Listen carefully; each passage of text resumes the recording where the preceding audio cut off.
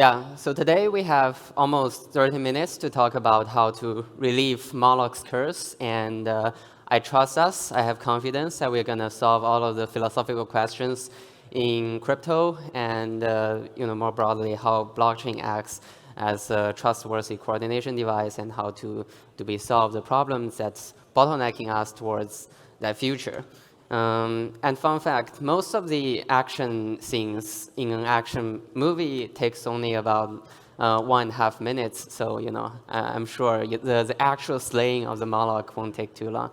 But before I start, I want to share a personal anecdote that I feel like many of you could relate. So yesterday, I just landed in Buenos Aires, and it's the first time I landed in any point in our, the southern sphere of this our cute little blue ball that we call home. And before that, I was in New York, and at the airport, I arrived like 3 or 4 hours earlier, just to chill, just to make sure nothing goes wrong. But then the person, the staff at the airport kept asking me about some insurance forms, some paperwork by the government that's required for entering, and I was in great confusion because I thought I have filled them out, sent them to the data centers. I'm pretty sure they are there. So within this great confusion and panic of losing the flight, I felt like I might enter some kind of illusion as I standing 2 meters away from the flight attendant's computer. I saw that something was on her screen, something in the back of the wallpaper. Maybe it was a monster, maybe it's a monster that looks like this, or maybe it was just a stain on the computer, on the monitor screen. And then I realized it doesn't matter, the monster does exist, whether it's in the digital dimension or it's in the physical dimension. It exists. It indeed caused us the inefficiency in coordination between the servers, the data centers, the services that some organization that keeps, and the physical actuator, which in this case is the airports, the airplane, their check-in system. There's a synchronization failure. So then I recognized this monster, and its name is Moloch. And for those of you who don't, how to get the check here? Isn't this one? Okay. Yeah, so for those of you who don't have the context, Moloch is not a new god; it's an old god. It's often used in Hebrew mythology as a god in the fable that in the ancient times you sacrifice your child to Moloch, and Moloch grants you the immediate success in war. So Moloch preys on the selfishness of people. Moloch preys on the price of anarchy that is existent in uncoordinated, non-cooperative games. It preys on the conflicts of humans, and it can exert its influence in a specific physical region. But now, the Molochs that I just witnessed last week, which is an upgraded version of it on the right side of the slide, you can see it's preying not only a specific physical region, but more so the digital region across its dimensions. It's currently threatening cryptocurrencies and our way onto unlocking the 99% future valuation as well. But then you might ask, why don't we see people discuss Moloch all the time? Why don't we see crypto as a coordination device? Good question. And that's because currently crypto's fundamental value derives from,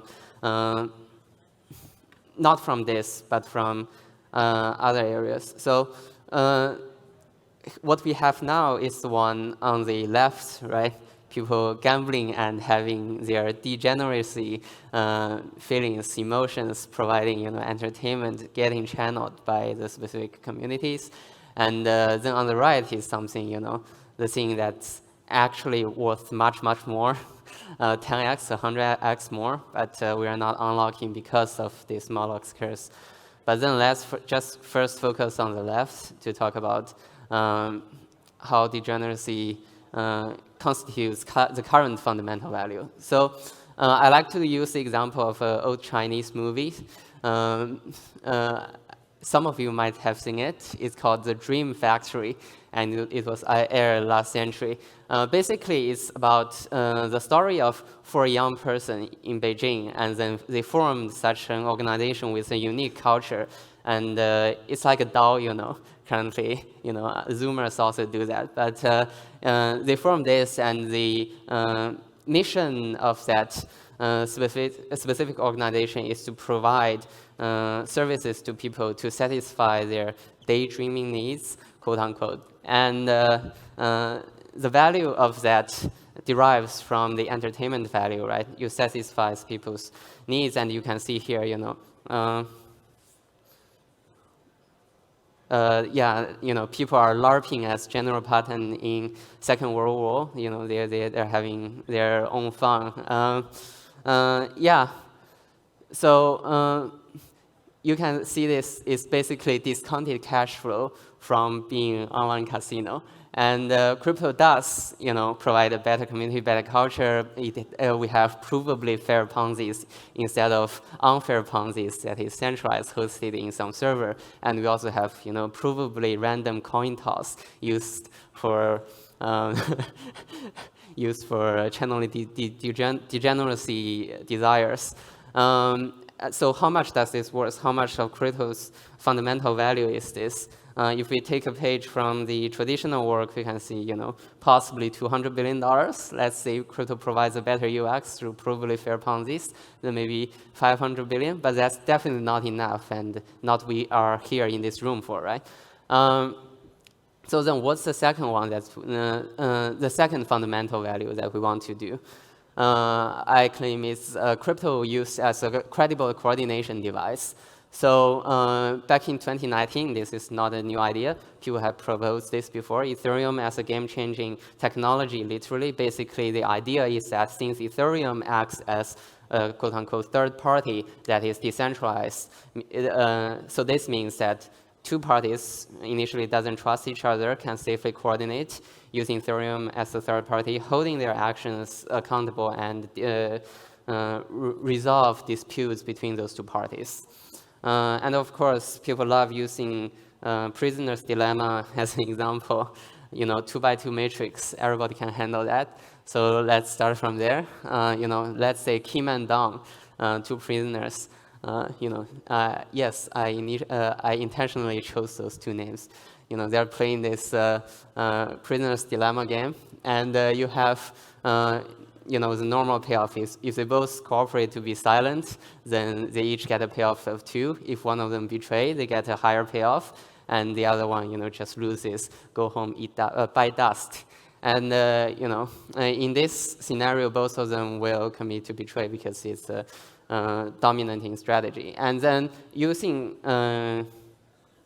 yeah, in the original post or, you know, in prior works, people focused on the simple scenario, which is the 2 players say, now Kim publishes this smart contract before they play the game, right? Kim's smart contract says that if Dong commits to silence, then I will also commit to silence. And if Dong doesn't, then I will commit to betray. So in this sense, when Dong sees this smart contract, the rational move for her or for him would be to commit to silence, right? And then and it is strictly better than to ignore Kim's extortion or credible threat, credible promise, basically this smart contract. And then once we solve this subgame, we know that Kim will publish this smart contract instead of not publishing. So, you know, we know in the end, Kim will choose to publish, and then Dong will choose to commit, and thus, you know, we get this 2. They both have a higher payoff. You know, world is great, and this is how we, you know, slay the Moloch. But, you know, but then of course things aren't that easy. This is clearly flawed. But you know, then what's stopping us from the way to going from the current valuation of having only a dream factory, probably only worth 200 billion, to our lack of this crypto as a credible coordination device, which eliminates the total price of anarchy that's existent in today's social and economic activities. If we even eliminate, let's say, over 50% of the price of anarchy in across our nations, across society and economic activities, we probably will easily generate, let's say, 200 trillion, because the reason we don't have people living for 3,000 years solving longevity and slay the dragon tyrant is because we are not collectively working on that. A bit exaggeration, but you get what I mean. Yeah. And then why is that? Why is that? We keep asking ourselves. So the first bottleneck that might be locking us is we might actually lack some physical actuator protocol to enforce the coordination device to be credible, right? Because Ethereum or like crypto in general only works in the digital world, and then the Moloch. However, the Moloch can penetrate not only the digital world, but it can enter across dimension, can enter the physical world as well. So this is generally described, addresses by many companies. For example, the bull case for 3D printers, right?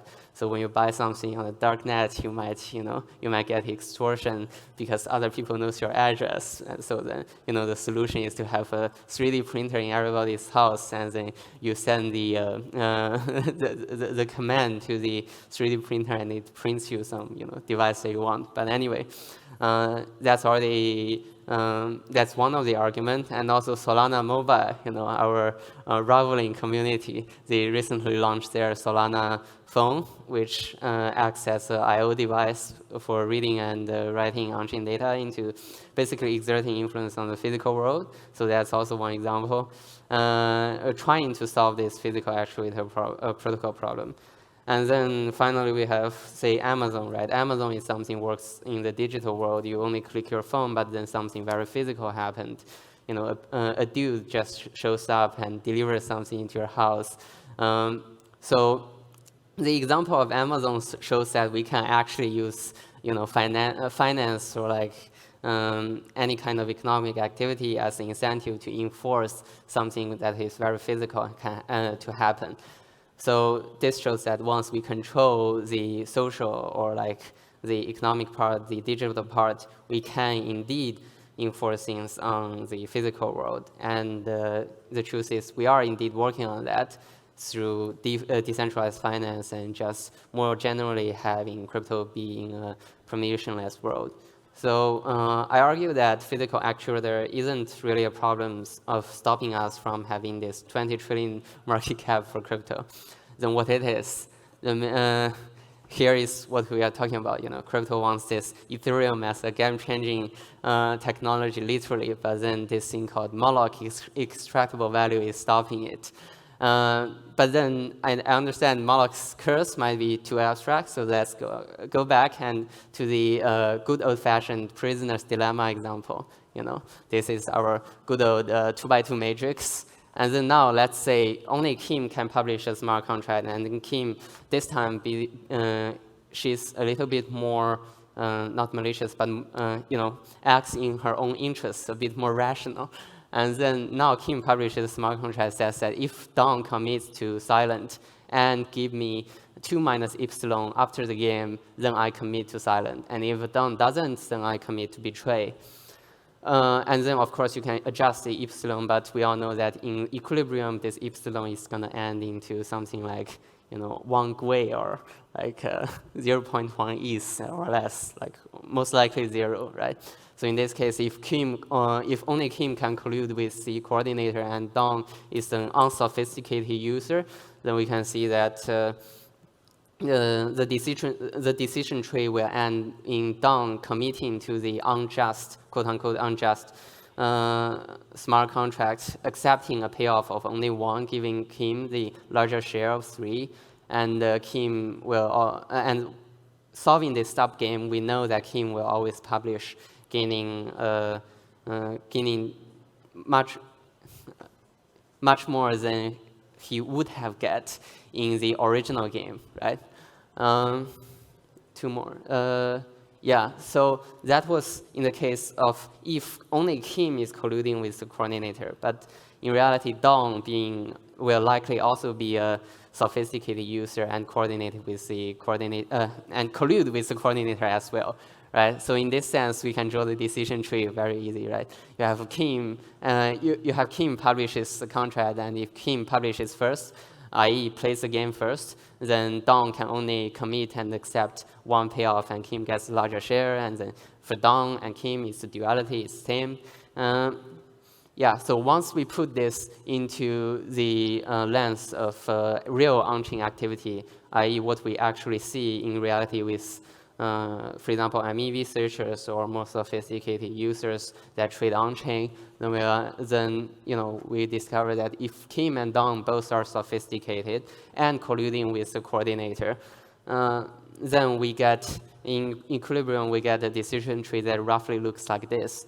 So if Kim first publishes a smart contract, transfer Coinbase, but this is basically bribing the coordinator to say, hey, you put my smart contract first, and if I publish my smart contract first, then I have essentially locked my action for playing the game, and Dong knows that I have locked my action for playing the game, and thus Dong will just commit to accept my smart contract extortion and not do anything else, right? Because it's rational for Dong to do so.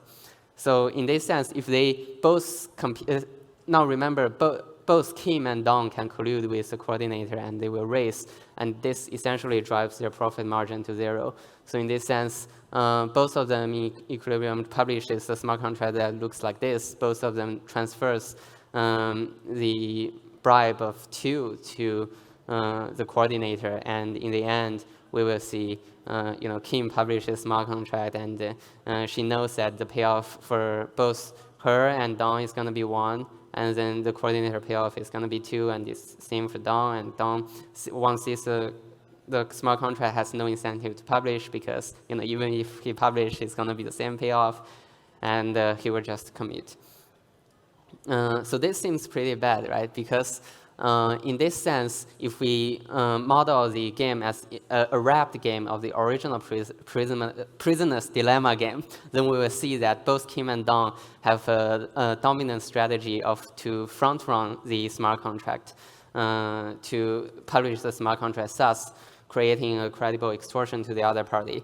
So we see that the Moloch, which preys on the uncoordinated behavior in the original game of Prisoner's Dilemma, is not eliminated. The Moloch makes a great comeback by also inhibiting and exerting the Moloch's dominance in this wrapped game, where both players choose to front run, and then they get the exact same payoff as they would have got in the original game.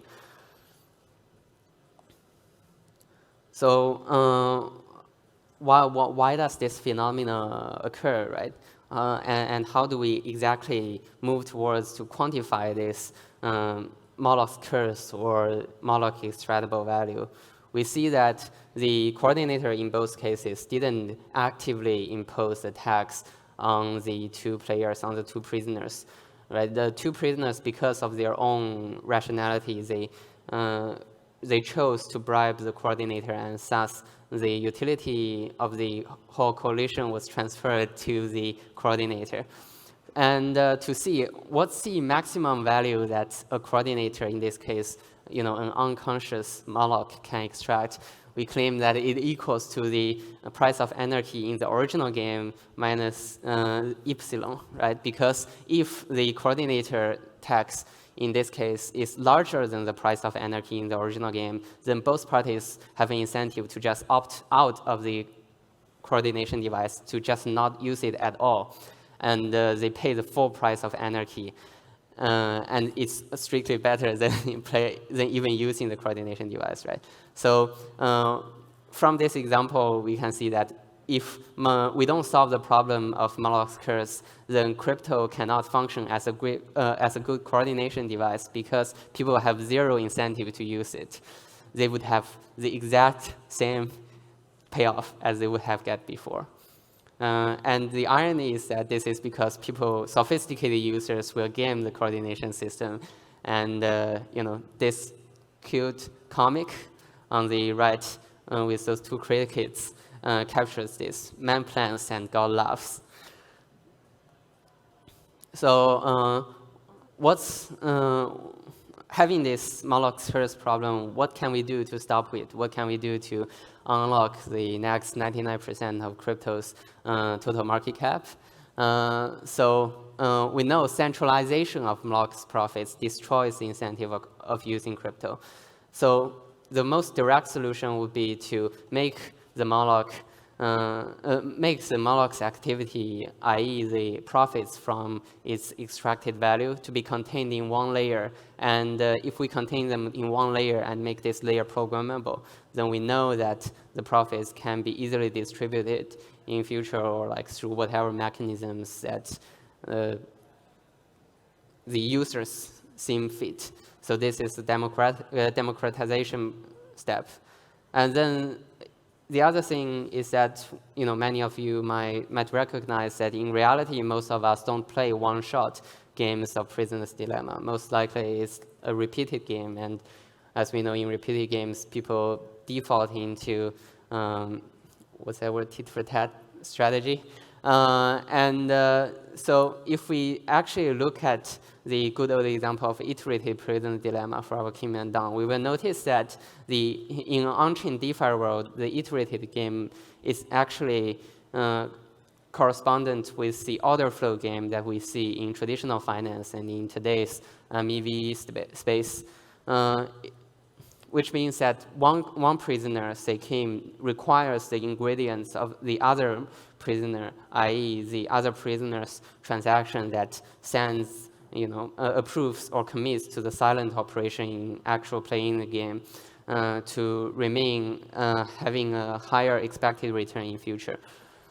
So both parties have an incentive to keep the order flow coming and not deviate the honest behavior. So in this sense, it makes sense for us to devise a mechanism such that both players will adhere to this order flow game. And that is why, for example, in ETH2, we have this PBS mechanism, proposer builder separation. Basically, you have multiple builders, and each builder aggregates some order flow from the users and use this order flow to construct a block, right? And why this system is secure is because the builders are playing this order flow game with the crypto users and with each other. They don't have an incentive to deviate, exactly as in why in iterative games the two prisoners don't have an incentive to deviate. But of course, there are many caveats into this. What we have covered is just a tip of the iceberg, which is why people would actually need coordination to use the coordination device, right? Once you have trapped or slayed the level 1 Moloch, which in our example is the first level Prisoner's Dilemma, then you still have this Moloch in the wrapped game, which is the second matrix that we showed in the Prisoner's Dilemma. And then you can, of course, do coordination on that, but then that just introduces a level 3 Moloch. So that's why it's a curse. The Moloch can never be killed. It only moves up a higher level into the coordination device, into whatever trusted party that you use to turn your game into a cooperative game. So we presented solutions to that, and then what we didn't have time to cover, the margin of this page is too small, is that the transparency and democratization of the coordination device also imposes a risk into us unlocking the next potential of crypto. So essentially, this means that people have to know that the coordination device exists and they are able to use it, and they know how to use it. They know how to communicate their utility function properly. And of course, we know that communicating for utility function isn't possible, and also people need to discover them, so this imposes further risk for the research. But this can all be encapsulated into a sophistication problem. And in today's MEV world, what most people think as what most people attack the searchers for creating MEV activities all falls under this bundle, which is that some users are unsophisticated and weren't able to communicate the utility function to the coordinator, and thus it creates predatory behaviors. So of course the solution is to devise, some potential solution is to devise a mechanism such that sophisticated users compete on the opportunity of discovering the utility function and communicating the utility function for the unsophisticated users. And because of this, we are pitting sophisticated users against each other.